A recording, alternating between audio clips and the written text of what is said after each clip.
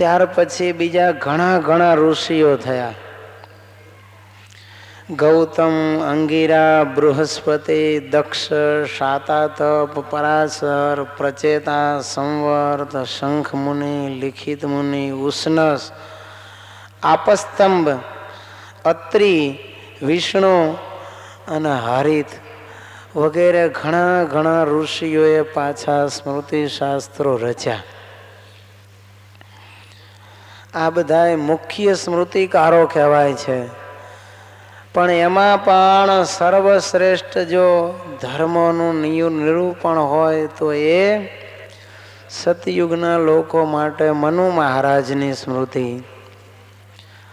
દ્વાપર માટે પરાશર સ્મૃતિ અને કળિયુગના મનુષ્યો માટે જો ઉત્તમ કોઈ શાસ્ત્ર હોય તો એ યાજ્ઞવલ્ક ઋષિની સ્મૃતિ છે.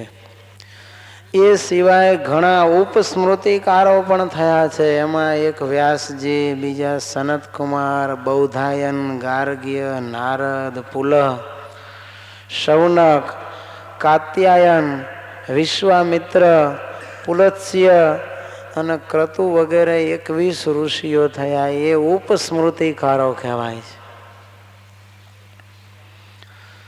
તો આમ જોઈએ તો પ્રાચીન કાળથી અર્વાચીન સમય સુધી વિદ્વાનો છે એ ધર્મનું નિરૂપણ કરતા આવ્યા છે અને એનું નામ સ્મૃતિ શાસ્ત્ર પડ્યું છે. પણ ઘણી ઘણી સ્મૃતિઓ લખાણી છે એટલે મહારાજને પર્ટિક્યુલર નામ લખવું પડ્યું કે મિતાક્ષરાએ ટીકાએ યુક્ત એવી જે યાજ્ઞવલ્ક ઋષિની સ્મૃતિ, એ મહારાજ કે અમારે મન છે એ ધર્મશાસ્ત્ર છે ને અમને એ સ્મૃતિ ઈષ્ટ છે. કારણ મનુસ્મૃતિ તો ઘણો મોટો ગ્રંથ છે, 2700 શ્લોક છે એમાં. જ્યારે યાજ્ઞવલ્ક ઋષિની સ્મૃતિમાં ફક્ત 1004 શ્લોક છે. અને શૈલીની દ્રષ્ટિએ આપણે જો એનો અભ્યાસ કરીએ તો પણ સ્મૃતિ આ સંક્ષિપ્ત છે, વળી પ્રવાહમય છે અને સૂત્રાત્મક છે. વળી મહર્ષિ યાજ્ઞવલ્ક છે એ મૌલિક અને મહાન ધર્મશાસ્ત્રકાર હતા. તેઓએ પ્રાચીન આચાર્યોના સિદ્ધાંતોનું પિષ્ટપેષણ કર્યું નથી, પરંતુ દેશ, કાળ અને સમાજના પરિવર્તનોને ધ્યાનમાં રાખ્યા અને એની સાથે પરિવર્તિત માન્યતાઓની સ્થાપના વેદાંત અને વેદોક્ત સિદ્ધાંતોને અનુસારે કરી છે. જ્યાં જરૂર લાગે ત્યાં સમય, સંજોગો અને સમાજ વ્યવસ્થાને ધ્યાનમાં રાખી અને યાજ્ઞવલ્કે ઋષિએ ફેરફાર કરીને મોડિફાઈડ સ્મૃતિ લખી છે. એટલે ભગવાન કહે છે અમને એ સ્મૃતિ વધારે ગમે છે. મનુસ્મૃતિકારે કહેલી અમુક બાબતો છે ને એમાં એ સહમત નથી થતા. મનુ મહારાજે સતયુગમાં લખી હતી એટલે એની બધી વાતો છે યાજ્ઞવલ્કે સ્વીકારતા નથી. પણ તેઓ પ્રાયોગિક સત્યની સાથે સાથે બુદ્ધિગમ્ય વિચારો હતા ને એ પોતાના વિચારોને વણી લઈ અને કળિયુગના લોકોમાં કઈ રીતે ધર્મ સિદ્ધ થાય એના માટેના નિયમો પોતે લખ્યા છે. એમાં એ મહારાજ કહે છે આચાર, વ્યવહાર અને પ્રાયશ્ચિત આ 3 વિષયક વિચારો છે એ યાજ્ઞવલ્કે ઋષિના બહુ ઉત્કૃષ્ટ છે. યાજ્ઞવલ્કે સ્મૃતિ ઉપર ઘણા ટીકાકારોએ ટીકાઓ પણ લખી છે. વિશ્વરૂપ, વિજ્ઞાનેશ્વર, અપરાર્થ અને શૂલપાણી જેવા મોટા મોટા વિદ્વાનોએ એના ઉપર ટીકા લખી. એમાં વિશ્વરૂપની જે ટીકા છે એનું નામ બાલક્રીડા છે અને વિજ્ઞાનેશ્વરની જે ટીકા છે એનું નામ મિતાક્ષરા ટીકા છે.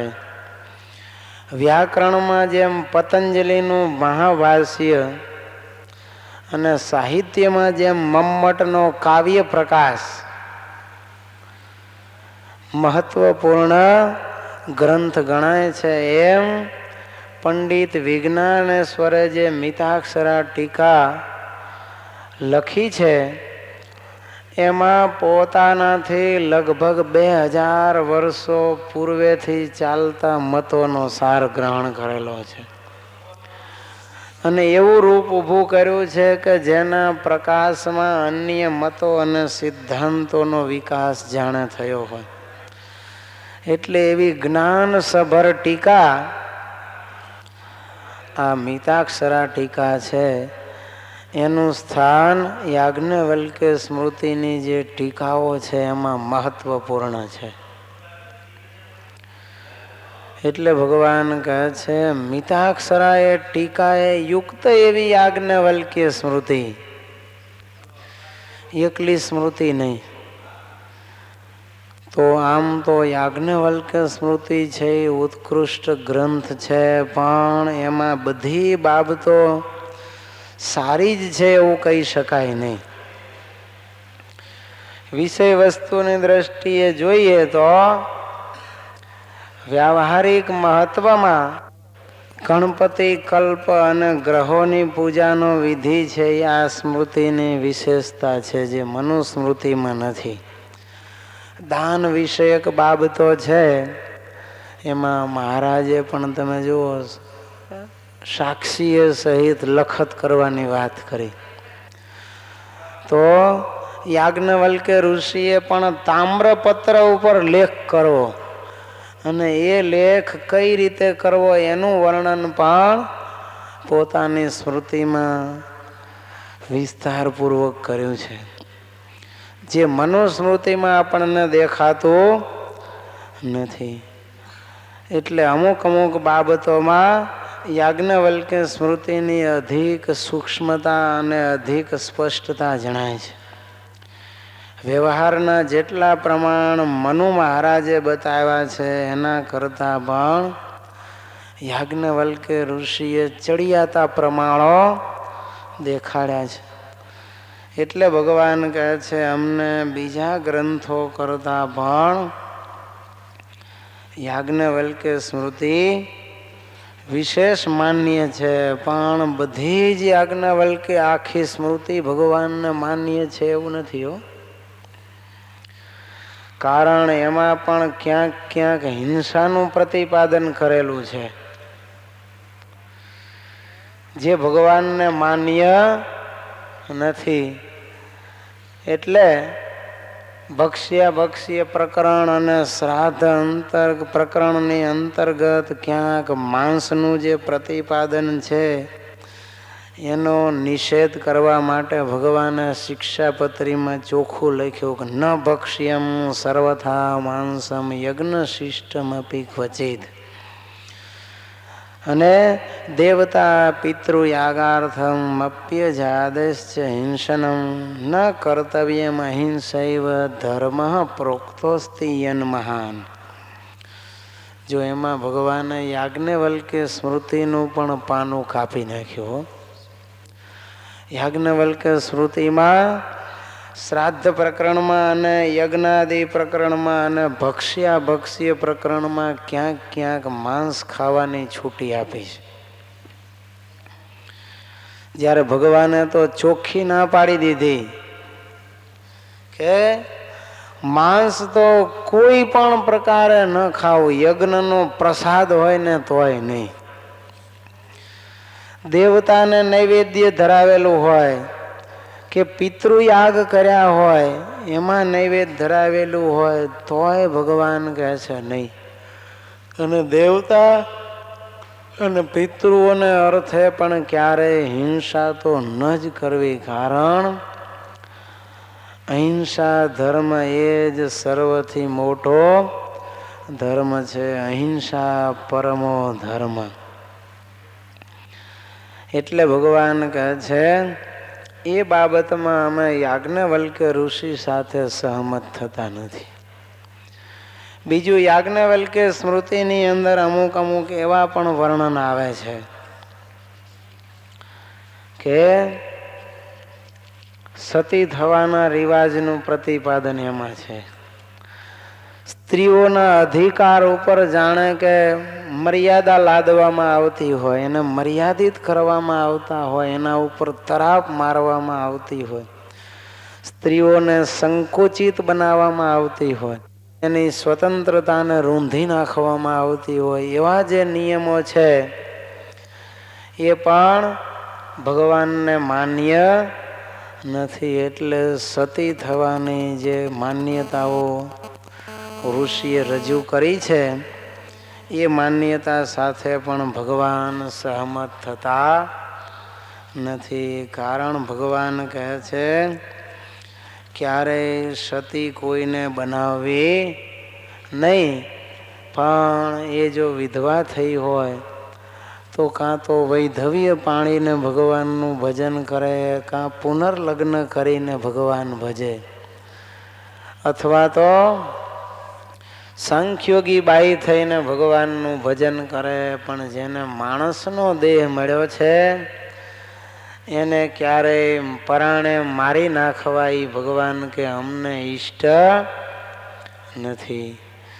તો એ પ્રમાણે ભગવાને એ જે ઋષિની વાત હતી એને સાથે પોતાનો ઉઘાડો વિરોધ દર્શાવ્યો છે.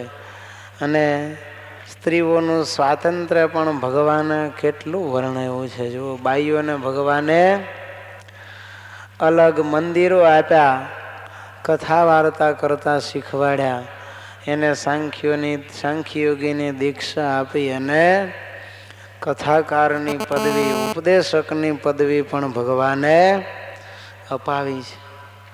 એટલે ભગવાનને આખો ગ્રંથ ઈષ્ટ હતો એમ કહી શકાય નહીં, પણ આચાર વ્યવહાર અને પ્રાયશ્ચિતની બાબતમાં ભગવાન કહે છે બીજા કરતા એમનો જે આ લખાણ છે એ અતિ શ્રેષ્ઠ છે.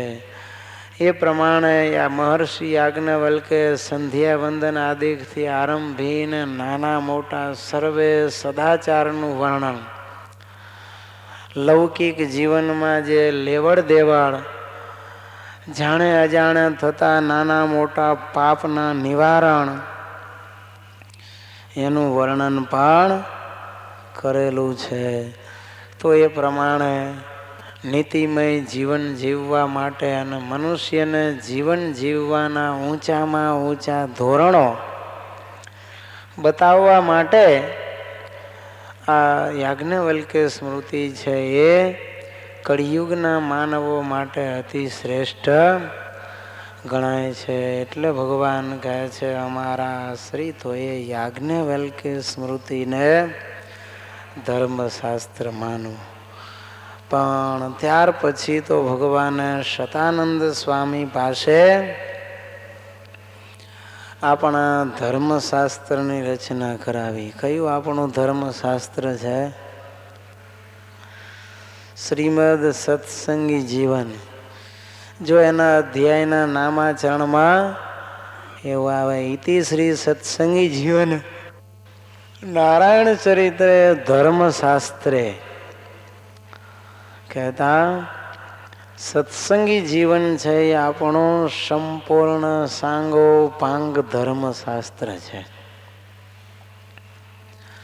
5મું પ્રકરણ આખું છે ને એ કેવળ ધર્મોથી ભરેલું છે. લ્યો, સત્સંગી જીવનનું 5મું પ્રકરણ આખું.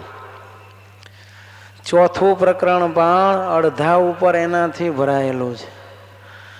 3જા પ્રકરણમાં પણ ભગવાને ઘણા ઘણા ઉપદેશો આપ્યા છે. 2જા પ્રકરણમાં ભગવાને અલગ અલગ ધર્મ ભક્તિ આદિના નિરૂપણ કર્યા છે.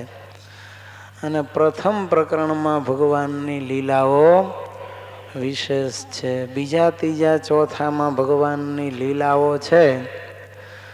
2જામાં લીલાઓ ખાસી છે. 3જામાં મોટા મોટા 3 સમયાઓ છે. અને બાકી સમયા નિમિત્તે ભેગા થયેલા મુમુક્ષુઓ અને સાધુ સત્સંગીઓને ભગવાને અલૌકિક ઉપદેશ આપ્યા છે અને નિયમો બતાવ્યા છે. પણ એમાં એ 5મું પ્રકરણ તો અથથી ઇતિ સુધી આપણે કહીએ તો એ ખોટું નથી. એનું સ્ટાર્ટિંગ જ ધર્મના નિરૂપણથી થાય છે. એ જ પ્રશ્ન શિવરામ વિપ્રે પૂછ્યો છે કે હે મહારાજ, ઘણી ઘણી સ્મૃતિઓ છે, પણ કળિયુગમાં અમારા માટે કયા ધર્મો છે? એ ચારેય વર્ણ અને ચારેય આશ્રમના જે ધર્મો થતા પાપના પ્રાયશ્ચિતો અને કર્મ વિપાક આદિકની સંપૂર્ણ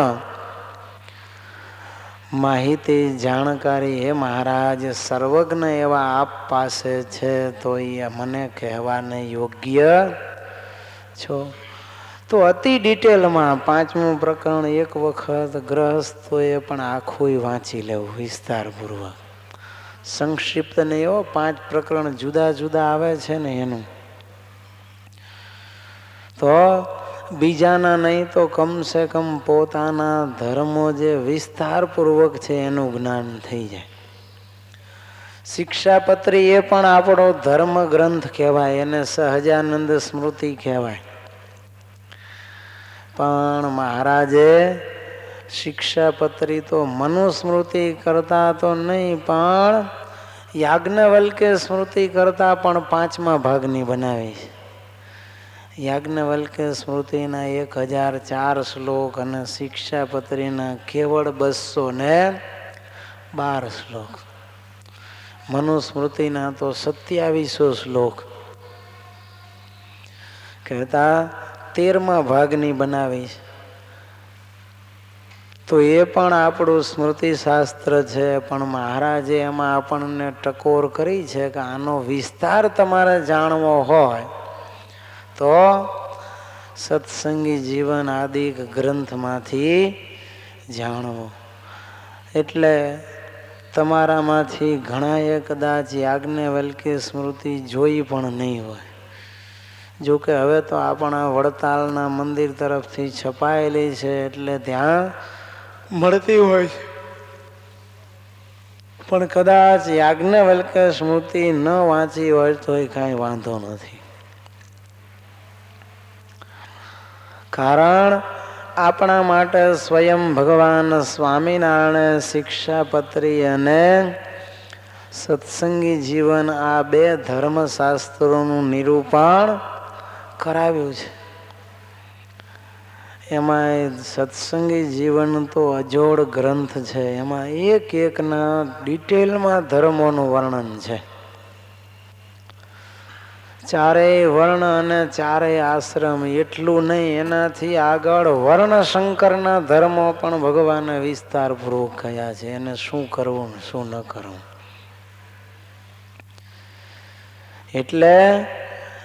એટલે હું કહું છું કે તમને કદાચ યાજ્ઞવલ્કે સ્મૃતિ હાથમાં ન આવી હોય, એના ધર્મો ન વાંચ્યા હોય, તોય તમારે ચિંતા કરવાની જરૂર નથી. કારણ કે આમે તમે હવે યાજ્ઞવલ્કે સ્મૃતિ વાંચો ને તોય તમારે તો શિક્ષાપત્રી અને સત્સંગી જીવન વાંચવું જ પડશે.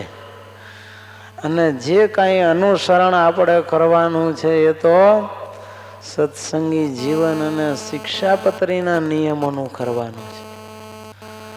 એટલે આપણું હવે ધર્મશાસ્ત્ર કયું છે? સત્સંગી જીવન માટે એ ગ્રંથની કથા વિસ્તારપૂર્વક આપણે સાંભળવી અથવા તો વાંચવી અને એને જ આપણું ધર્મશાસ્ત્ર માનવું. તો એ પ્રમાણે ભગવાન કહે છે આ આપણું ધર્મશાસ્ત્ર છે. અને શતાનંદ સ્વામીએ શિક્ષાપત્રી ભાષ્યની રચના કરી છે. તો એ ભાષ્ય દ્વારા આપણે શિક્ષાપત્રીના રહસ્યો સમજવાની કોશિશ કરવી. શારીરકાણાં ભગવદ ગીતાયાશ્ચ વગમ્યતા રામાનુજાચાર્ય કૃતં ભાષ્યમાધ્યાત્મિકં મમ. ભગવાન સ્વામિનારાયણ કહે છે કે શ્રી રામાનુજાચાર્ય કર્યું એવું જે વ્યાસ સૂત્રનું શ્રી ભાષ્ય તથા શ્રી ભગવદ્ ગીતાનું ભાષ્ય એ જે બે તે અમારા આધ્યાત્મ શાસ્ત્ર છે એમ જાણવું. તો શારીરિક નામના વ્યાસ સૂત્રો ભગવાન વ્યાસજીએ 4 વેદો રચ્યા પછી વ્યાસ સૂત્રોનું નિર્માણ કર્યું છે. એટલે નાના નાના સૂત્રો જ હોય એમાં, છતાં પણ એના દ્વારા અતિશય ઉત્કૃષ્ટ અધ્યાત્મ જ્ઞાનનું નિરૂપણ કરવામાં આવ્યું હોય.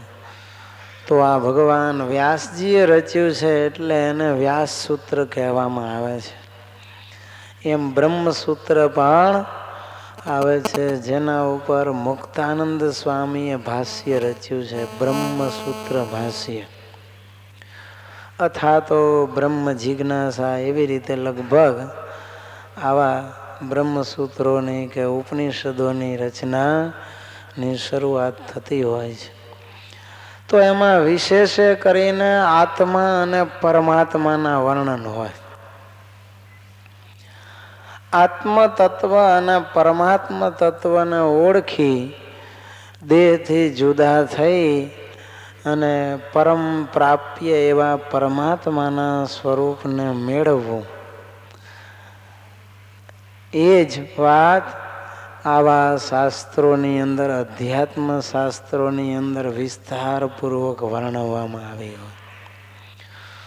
તો એમાં લગભગ વ્યાસ સૂત્ર તો અત્યારે મળતું નથી, ક્યાંય બજારમાં અવેલેબલ નથી. કોઈ સંતો મહંતો પાસે જૂનું પુરાણું શાસ્ત્ર હોય તો ભલે, પણ ક્યાંય અત્યારે એનું પ્રિન્ટિંગ થતું નથી કે આવૃત્તિઓ બહાર પડતી નથી. એટલે વ્યાસ સૂત્ર તો મેં જોયું નથી કેવું હોય. પણ મહારાજ કહે છે વ્યાસજીનો એમાં જે અધ્યાત્મ નિરૂપણ છે, એનો જે મત છે ને એ અમને ગમે છે. અને એના ઉપર શ્રી રામાનુજાચાર્યજી મહારાજે ભાષ્ય લખ્યું છે. એ ભાષ્ય એ અમને અતિશય ગમે છે. તો વ્યાસ સૂત્ર એ લગભગ અવેલેબલ નથી, એટલે અને કદાચ મળે ને તો એ સૂત્રો સમજાય નહીં, એવા ગૂઢ રહસ્યમય હોય. એટલે કદાચ વ્યાસ સૂત્ર આપણને ન સમજાય તો કાંઈ વાંધો નથી, ન મળે તોય ચિંતા નથી. પણ શ્રી રામાનુજાચાર્યનું ગીતા ભાષ્ય તો અવેલેબલ છે, એ મળે છે. એટલે જેને જિજ્ઞાસા હોય તત્વજ્ઞાનની, અને રામાનુજાચાર્યનું ભાષ્ય વાંચવા માટે મળે તો ક્યાંકથી વાંચવું. અને એ પણ ન વંચાય તો ખરું આપણું જે અધ્યાત્મ જ્ઞાનનું મૂળ રહસ્ય એ તો ભગવાન સ્વામિનારાયણે વચનામૃતમાં વર્ણવ્યું છે. એટલે આપણું અધ્યાત્મ શાસ્ત્ર કહો કે આપણું વ્યાસ સૂત્ર કહો કે આપણો વેદ કહો, એ વચનામૃત છે. કારણ કે જે ભગવાનના મુખે બોલાયેલા એનું નામ વેદ. તો વચનામૃત છે એ પણ ભગવાન સ્વામિનારાયણના મુખે બોલાયેલો કથાયેલો ગ્રંથ છે, એના દ્વારા કથન કરેલો આ ગ્રંથ છે. એટલે એ પણ આપણો પાંચમો વેદ કહો તો વેદ, અને અધ્યાત્મ શાસ્ત્ર કહો તો અધ્યાત્મ શાસ્ત્ર છે, પણ ભગવાનની એક ખાસિયત છે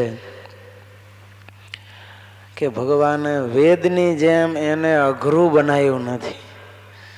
વચનામૃતમાં ભગવાને વેદના રહસ્યો પામર મનુષ્ય સમજી નહોતા શકતા એટલે સરળ ભાષાની અંદર નિરૂપણ કર્યા છે. દાખલા દ્રષ્ટાંતો સાથે ભગવાને પોતાનું જે અધ્યાત્મ જ્ઞાન હતું એનું નિરૂપણ કર્યું છે. અને વિશિષ્ટાદ્વૈત મતનું પ્રતિપાદન ભગવાને કર્યું છે. અને 5 તત્વ 3 અને ભેદ 5 એનું નિરૂપણ ભગવાને કર્યું છે. તત્વ તો કેટલા છે? 3 છે, જીવ, ઈશ્વર અને માયા. આ 3 જ તત્વો છે, પણ એના ભેદ મહારાજ કે 5 છે. કયા કયા? તો કે માયાનો કોઈ ભેદ નથી. માયા એક જ છે.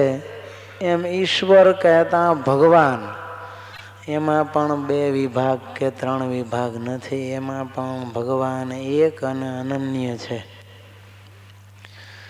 હવે વધ્યો જીવ, તો એ જીવના 3 ભેદ છે, જીવ, ઈશ્વર અને બ્રહ્મ.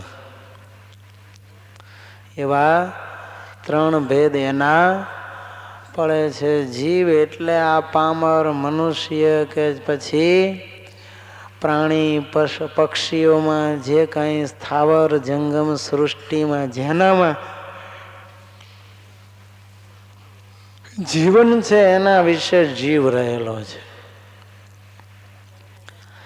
જેને સંપૂર્ણ કર્મ બંધન છે અને જન્મ મરણ 184 ફેરામાં ભમ્યા કરે છે. અને જેને માથે નરકના કુંડોની યમયાતના પણ હોય છે. એવા જે આ લોકમાં વારે વારે જન્મે છે અને મૃત્યુ પામે છે, એ બધાને શું કહેવાય? જીવ કહેવાય. જેને આપણે આત્મા કહીએ, જે 84 લાખ જાતના દેહોમાં જુદી જુદા સમયે પોતાના કર્મ સંબંધને અનુસારે જન્મ ધારણ કરે છે. જેને માયાનું આવરણ છે, અને એ માયાના આવરણને લીધે જ એ વાસનાથી કલુષિત હૃદયવાળો આ વિષય વાસનાનો કીડો થઈ અને વિષયો ભોગવી અને કર્મ બંધનથી બંધાય છે. ઈશ્વર કેને કહેવાય? તો કે બ્રહ્મા, વિષ્ણુ અને મહેશ. એને શું કહેવાય? ઈશ્વર કહેવાય. એનાથી આગળ વિરાટ નારાયણ થી માંડી અને છેક પ્રધાન પુરુષ સુધી, એ પ્રધાન સાથે જોડાયેલા જે પુરુષ, એ બધાને ઈશ્વરની કોટીમાં મુકાય. જીવ છે એની શક્તિઓની મર્યાદા છે, જ્યારે ઈશ્વર છે એ વિશાળ શક્તિ ધરાવે છે. માયા ઉપર પણ ઘણી વાર આપણને ઈશ્વરનું પ્રભુત્વ દેખાય, છતાં પણ માયા એટલી જબરી છે કે ઈશ્વરને આવરણ કરી દે. જો બ્રહ્માજી પણ સરસ્વતીને જોઈને મોહ પામે, શિવજી પણ ભીલડીને જોઈને અને મોહિની સ્વરૂપને જોઈને મોહ પામ્યા. એટલે ઈશ્વરોને પણ માયા ક્યારેક ક્યારેક આવરણ કરી દે, પણ એની સામર્થ્ય અતિ છે. એટલે માણસો અને દેવતાઓ છે એ ઈશ્વરની આરાધના કરે છે. સ્થાવર જંગમ સર્વે સૃષ્ટિથી માંડી અને મનુષ્ય, દેવ, દાનવ, યક્ષો, કિન્નરો, ગંધર્વો, રાક્ષસો, નાગો, આ બધા શેમાં આવે? જીવની કક્ષામાં આવે.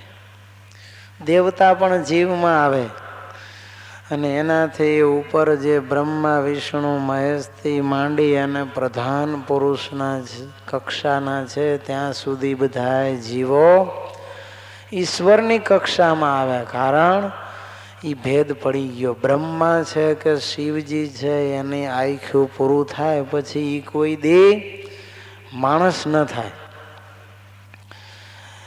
એની કક્ષામાંથી પતન થતું નથી. બ્રહ્માજી છે ને એની આયુષ્ય પૂરું થઈ જાય, મૃત્યુ પામે પછી કાં તો બ્રહ્મા બને, કાં વિષ્ણુ બને, કાં શિવજી બને, કાં એની ઉર્ધ્વ ગતિ થાય, એનાથી આગળ ધપે. પણ અધોગતિ પામીને ન તો એ દેવની કક્ષામાં કે યક્ષો કિન્નરો ગંધર્વો કોઈની કક્ષામાં એનો જન્મ થાય. એટલે એનો ભેદ પડી ગયો. જેમ રાજ્યપાલ હોય એની ટ્રાન્સફર થાય તો બીજી જગ્યાએ પણ એને એનો સમકક્ષ જ હોદ્દો આપે, પણ એને નીચલી કક્ષામાં મૂકે નહીં.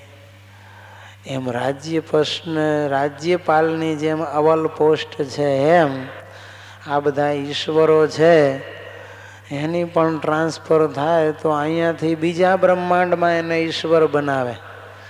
પણ એને પછી ઇન્દ્ર વરુણ વાયુ સૂર્ય ચંદ્ર અગ્નિ કે પછી રાજા મહારાજા કે ઋષિ મુનિની પોસ્ટમાં એના દેહમાં ક્યારેય ભગવાન મૂકે નહીં. એટલે એ ભેદ છે એ અનાદિ થઈ ગયો. જીવ ભજન કરીને ઈશ્વર થાય પણ ઈશ્વર કોઈ દી પાછો જીવ થઈ જાય નહીં. એની કક્ષાથી નીચે ક્યારેય ઉતરે નહીં. એક એના માટે એ સ્ટેજ પ્રસ્થાપિત થઈ ગયું. હવે એની ઉર્ધ્વ ગતિ થાય તો કે હા એ પણ ત્યાં રહ્યા ભગવાનનું ભજન કરે. બ્રહ્માજીના સત્ય લોકમાં જો બ્રહ્માજી કેવળ સૃષ્ટિ કાર્યમાં જ મંડાયેલા રહે, ભગવાનની આજ્ઞાથી સર્જન કાર્ય કર્યા કરે અને જો ભગવાનની ઉપાસના ન કરે, નિર્ગુણ બ્રહ્મ કહેતા ભગવાન સ્વામિનારાયણની ઉપાસના ન કરે તો મરીને પાછા એ બ્રહ્મા થાય. પણ ત્યાં રહ્યા થકા એ મનમાં વિચારે કરે રે મને આ ઉત્પત્તિ કેવી રીતે થતી હશે, બ્રહ્મા કેવા હશે, આવી અંતરમાં વાસના રહી ગઈ એટલે ભગવાને મને બ્રહ્મા બનાવ્યો છે, સત્યલોકનો અધિપતિ બનાવ્યો છે. પણ હવે મારે આ સૃષ્ટિ કાર્યમાં થી વિરામ પામી અને ભગવાનના સુખે સુખિયા થવું છે. એમ વિચાર કરી અને સત્યલોકમાં રહ્યા થકા જો ભગવાન સ્વામિનારાયણ પુરુષોત્તમ નારાયણની આરાધના ઉપાસના કરે તો જ્યારે એનું આખું પૂરું થાય ત્યારે બ્રહ્માજી સત્યલોકને છોડી અને સીધા અક્ષરધામને પામે. એમ સત્યલોકના જે મુક્તો છે, કારણ કે આ તો ઈશ્વરો છે ને એ શક્તિમાન છે, એની જે ઉપાસના કરે એને પોતાના ધામમાં રાખે છે. એને ભગવાને સ્વતંત્ર ધામો પણ આપ્યા છે, પણ એ ધામ અવિનાશી નથી. એ ધામ અને ધામના ધામી કહેતા સત્યલોક અને બ્રહ્મા એ બે નાશવંત છે. એટલે એ પોતાના લોકમાં લઈ જાય, પણ જ્યારે બ્રહ્માજીનો નાશ થાય પછી એના મુક્તોનું શું? તો એના મુક્તો પણ બ્રહ્મા થકી આ રહસ્ય પામીને અથવા તો કોઈ નારદજી જેવા ઋષિઓ ગયા હોય કે બ્રહ્માનંદ સ્વામી, મુક્તાનંદ સ્વામી કે ગોપાળાનંદ સ્વામી જેવા એકાંતિક સંતો ગયા હોય અને એના મુખ થકી ભગવાનની વાર્તા સાંભળી અને જો ભગવાનની ઉપાસના કરવા માંડે તો એના મુક્તો પણ ત્યાંથી સીધા ભગવાનના ધામને પામે. તો આ ઈશ્વરની કક્ષા છે અને ત્રીજી બ્રહ્મની કક્ષા. તો જીવ અને ઈશ્વર એ બેયને માયાનું બંધન છે, એના આવરણમાં આવે. પણ ઈશ્વર સમર્થ છે એટલે એના ઉપર ઓછું આવરણ દેખાય અને જીવ અસમર્થ છે એટલે સતત બંધાયેલો દેખાય. જ્યારે બ્રહ્મ છે એ માયાના આવરણને ભેદીને પાર નીકળી જાય છે. બ્રહ્મ છે એ માયાથી બંધાતો નથી, પણ બ્રહ્મને માયા ઉપર પોતાની શક્તિ ચાલે છે. એટલે બ્રહ્મ પૃથ્વી લોક ઉપર આવ્યા હોય અવતાર ધારીને મનુષ્ય બનીને, તોય દેહને અંતે એ બ્રહ્મપણાને જ પામે, પણ કર્મથી લેપાય અને એ ક્યારેય પાછા જીવ બની જતા નથી. જીવ અને ઈશ્વર કરતા પણ બ્રહ્મની કક્ષા ઊંચી છે. એટલે એ બ્રહ્મ તત્વ જેને આપણે મુક્ત કહીએ, જેને અક્ષરધામના અક્ષર મુક્ત કહીએ, જેને પ્રકૃતિ પુરુષ માનો જે પુરુષ છે એ શું કહેવાય? બ્રહ્મ કહેવાય. જેને અક્ષર કહેવાય, અક્ષર પુરુષ કહેવાય. અને એ જ્યારે પ્રાકૃત પ્રલય થાય ત્યાર પછી આત્યંતિક પ્રલય વખતે પ્રકૃતિને પોતાના તેજમાં સમાવીને પાછો અક્ષરધામમાં જતો રહે છે. અને ભગવાનની ઈચ્છાથી જ વળી પાછા સૃષ્ટિકાળ સમયે અક્ષરધામમાંથી બહાર આવી માયા સાથે જોડાઈ અને આ પ્રકૃતિનું સર્જન કહેતા 14 લોકાત્મક આ બ્રહ્માંડો, એમાં સ્થાવર જંગમ સર્વે સૃષ્ટિ, દેવ દાનવ માનવ યક્ષ કિન્નર ગંધર્વ આ બધાની રચના કરે છે. તો પ્રકૃતિ સાથે જોડાયેલા પુરુષ અને ભગવાનના ધામના મુક્તો એ બધાને બ્રહ્મ કહેવાય. તો આમ 5 ભેદ છે અને તત્વ 3 અનાદિ છે. એવું આપણો આધ્યાત્મ જ્ઞાન, એનું નિરૂપણ ભગવાને વચનામૃતમાં વિશેષ કરીને કર્યું છે. શ્રી રામાનુજાચાર્ય કરેલું ગીતાજીનું શ્રી ભાષ્ય એ અમારું અધ્યાત્મ શાસ્ત્ર છે, કહેતા તત્વજ્ઞાન ના જે સિદ્ધાંતો છે એ શ્રી રામાનુજાચાર્યના સિદ્ધાંતો પ્રમાણે લેવા. કારણ તેમાં પોતાના ઈષ્ટ સ્વરૂપનું સાકારપણું વિસ્તારપૂર્વક પ્રતિપાદન કરેલું છે. તેથી મહારાજ કે એને ભણવું અથવા સાંભળવું કે વાંચવું, આપણે ઉપાસના પણ સાકાર સ્વરૂપની છે. અને રામાનુજાચાર્ય છે એ પણ સાકાર સ્વરૂપને વિશે માન્યતા ધરાવે છે. અને એ સ્વરૂપની ઉપાસના ભક્તિ દ્વારા જ આ જીવાત્માનો કલ્યાણ થાય છે. એવી સિદ્ધાંત વાર્તા એમણે આ ભાષ્યમાં પ્રતિપાદન કરેલી છે. વળી રામાનુજાચાર્યજી મહારાજ પણ વિશિષ્ટાદ્વૈત એટલે કે વિશિષ્ટ પ્રકારનું અદ્વૈત, દ્વૈત હોવા છતાં પણ અદ્વૈત છે. એટલા માટે એને વિશિષ્ટ પ્રકારનો અદ્વૈત કહે છે કે જીવ, માયા અને ઈશ્વર આ 3 તત્વ અનાદિ છે. એક કરતા વધારે થયા એટલે એને દ્વૈત કહેવું જોઈએ. જીવ, પરમેશ્વર અને માયા 3 તત્વનું પ્રતિપાદન રામાનુજાચાર્ય મહારાજે પણ પોતાના ગ્રંથોમાં કરેલું છે. તો 2 હોય તો પણ દ્વૈત કહેવાય. આ તો 2 થી વધારે છે તોય પોતાના સિદ્ધાંતને વિશિષ્ટાદ્વૈત કહે છે. એનું કારણ એ છે કે જીવ અને માયા એ જગદીશ વગર કંઈ કરવા સમર્થ નથી. માયામાં અને જીવમાં જ્યારે ભગવાનની ઈચ્છા શક્તિ, ક્રિયા શક્તિ અને જ્ઞાન શક્તિ એ ત્રણેય જ્યારે પ્રવેશ કરે ત્યારે જ એ જીવ અને માયા છે એ આ સૃષ્ટિ કાર્ય કરવા માટે, સૃષ્ટિનું સર્જન કરવા અથવા તો જીવ છે એ ભોગ ભોગવવા માટે સમર્થ થાય છે. ભગવાન વગરનો જીવ છે ને એ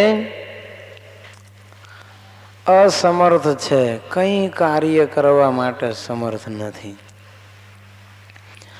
માયા છે અને જીવ છે એ બે સુષુપ્ત જેવા લાગે. જ્યારે ભગવાન એમાં ભળે ને ત્યારે જ એ ક્રિયા કરવા સમર્થ થાય છે. જેમ ઓટોમેટિક ઘડિયાળ હોય પણ એને ચલાવવી હોય તો શું કરવું જોઈએ? હાથમાં પહેરી રાખવી જોઈએ. હાથ હાલે એનાથી લોલકમાં ચાવી દેવાય અને પછી ઘડિયાળ ચાલે. કહેવાય એને ઓટોમેટિક, પણ એની અંદર શક્તિ કોની કામ કરે છે? પહેરનારની. એને જો હલાયો ન હોત ને હાથને તો એની અંદર રહેલું લોલક છે ને એના દ્વારા ચાવી ભરત નહીં. ઓટોમેટિક ઘડિયાળને તમે એમને મૂકી રાખો તો બંધ થઈ જાય, પણ પહેરી રાખો થોડા સમયના અંતરે પણ તમે ખાલી હાથ હલાવો ને એટલે એની અંદર ચાવી ઓટોમેટિક ભરાઈ જાય. એટલે બહારથી આપણને એમ લાગે કે આ ઓટોમેટિક ઘડિયાળ ચાલે છે. એમ જીવ અને માયા સામું આપણે જોઈએ તો એમ થાય કે આ જીવ ને માયા જ બધું કાર્ય કરે છે. ભગવાન તો દેખાતા જ નથી આમાં. છતાં પણ જેમ ચાવી માણસ હલાવે ત્યારે ભરાય છે એવી રીતે આ જીવની અંદર પણ જે શક્તિ છે ને એ અદૃશ્ય સ્વરૂપે ભગવાનની શક્તિ કામ કરે છે. એટલે તો શાસ્ત્રો એમ કહે છે કે યો અંતઃ પ્રવિશ્ય શાસ્તા જનાનામ, જે જીવની અંદર પ્રવેશ કરી અને જીવનું શાસન કરે છે. યસ્યાક્ષર શરીરમ યસ્યાત્મા શરીરમ યસ્ય પૃથ્વી શરીરમ યસ્યાક્ષર શરીરમ. ક્ષર અને અક્ષર જેનું શરીર છે, પૃથ્વી જેનું શરીર છે, આત્મા જેનું શરીર છે, આવી રીતે વેદોએ કહ્યું છે. કહેતા આત્મા, ઈશ્વર, અક્ષર અને માયા એ બધાને વિશે ભગવાન નિવાસ કરીને રહેલા છે. અને એ ભગવાન ક્ષેત્રજ્ઞ છે અને જીવ ક્ષેત્ર છે. શરીર ક્ષેત્ર છે અને એનો જીવ ક્ષેત્રજ્ઞ છે. જીવ અને દેહ વચ્ચે જેમ શરીર ભાવ છે એમ આત્મા અને પરમાત્મા વચ્ચે શરીરી ભાવ છે. કહેતા આત્મા, પૃથ્વી, જળ આ બધું તો ભગવાનનું શરીર છે. એની અંદર ખરા આત્મા રૂપે કોણ રહ્યા છે? તો કે પરમાત્મા. પરમાત્મા વગરનો જે આત્મા અને પરમાત્મા વગરની જે માયા એ કેવા ખબર છે? કોમામાં રહેલા મનુષ્ય જેવા. કંઈ કરી શકે? જે કોમામાં ચાલ્યા જાય એના દ્વારા કઈ ક્રિયા થઈ શકે નહીં. એ માણસ જીવ તો મરેલા જેવો કહેવાય. એમ ભગવાન વગરના જે જીવ અથવા તો માયા કે માયાનું કાર્ય છે ને એ બધું કેવું છે? કોમામાં ગયેલા માણસ જેવું છે. એ અસમર્થ છે, કંઈ ન કરી શકે. એટલે તો આપણે એમ કહીએ છીએ ગોડ ઇઝ એવરીવેર. ભગવાન બધે જ છે. કોઈ એવી જગ્યા નથી જ્યાં ભગવાન ન હોય. પણ ભગવાન અને આત્મા આ બે એવા છે કે એ આપણે નરી આંખે જોઈ શકતા નથી.